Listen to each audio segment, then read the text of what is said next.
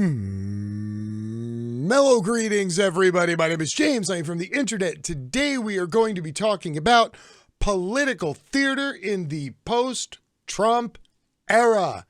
Now, I don't know about the rest of you, but I am old enough to remember when the most outlandish thing a politician would do to get a little bit of additional attention or coverage was, I don't know, stand on a table and yell "Yee-haw," or bring a snowball into the floor of Congress to prove that there is no global warming. But since the advent of Trump, other politicians have quickly caught on to the fact that the easiest way you can get big bumps in the polls is through outrage. And as an example, I would like to bring to you this fun little ditty from Facebook. Boomer book. And if you're thinking to yourself right now, oh no, Facebook isn't real life, I promise, for your parents, your grandparents, and the vast majority of politicians out there, Facebook is the breeding ground for hate and outrage. Allow me to show you an example. This is the Facebook page of Republican State Senator from Maryland, Bob Cassidy. I'd never heard of Bob Cassidy before. However, he did have a convenient link to a website on his Facebook page. As we can see, Bob seems like a swell sort of Bob. Nothing really jumps out at me as we go through his webpage. Hey, look at that. Oh, here are Bob's main issues.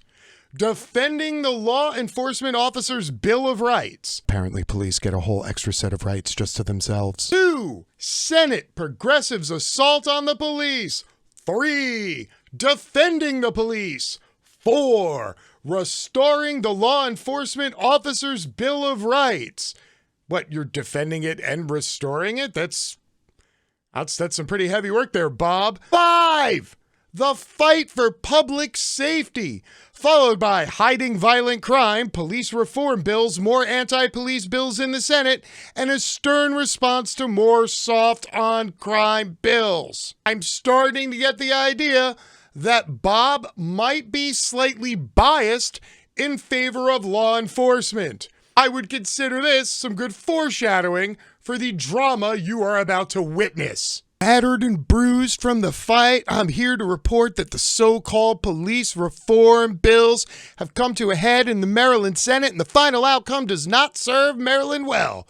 Here are some highlights from yours truly, Bob Cassidy. Courts must weigh the risk to officers versus risk to the criminals' pets before issuing no-knock search warrants. Well, number one, Bob, they're not criminals until after you investigate them, apprehend them, charge them, then have a trial, and then they're convicted.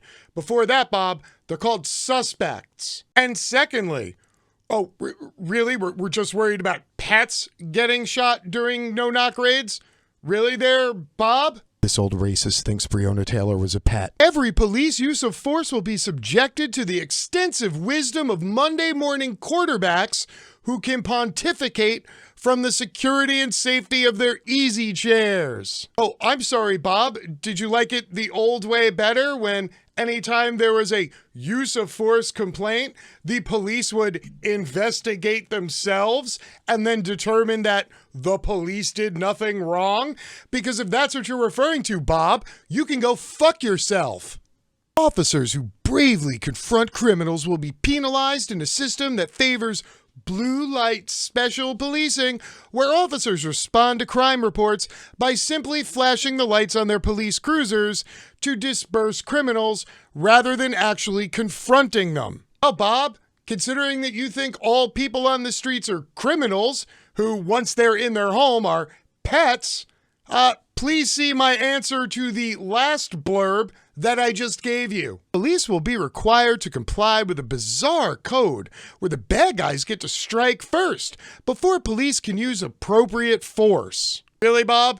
Appropriate force? Like when the cops handcuff a 12-year-old and ram their face into the ground, or when they pepper spray a handcuffed 8-year-old right in the face, or when they murder somewhere north of 1,100 unarmed citizens every single year, like that, Bob? Because I gotta tell you, Bob, your concept of what the police normally do that you would refer to as appropriate force pretty much leaves a lot of dead people. Now, if all of that seemed extra specially over the top for Bob, who apparently has a very decided taste for boot leather and the taste of shoe polish, well, Bob included a little picture to go with all of this to set the mood. You ready? There you go. There's Bob returning from the fight, battered and torn and bruised. Except for the fact that he doesn't appear to be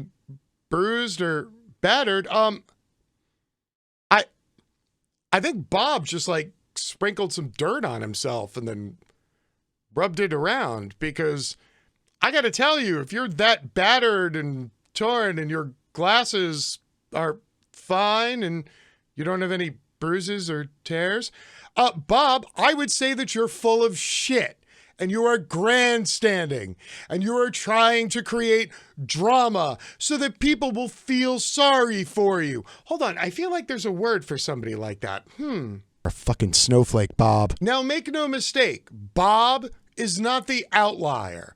What Bob is trying to do is becoming the norm, because we have moved past normal political discourse. We are now in the part of the cycle where hyper-partisanship rules the day. Why? Because hate and outrage sell better. And this all trickles down from the carnival barker known as Donald Trump, who has the savvy of a wrestling promoter. Trump knew and understood the very basic axiom of all wrestling entertainment: controversy creates cash.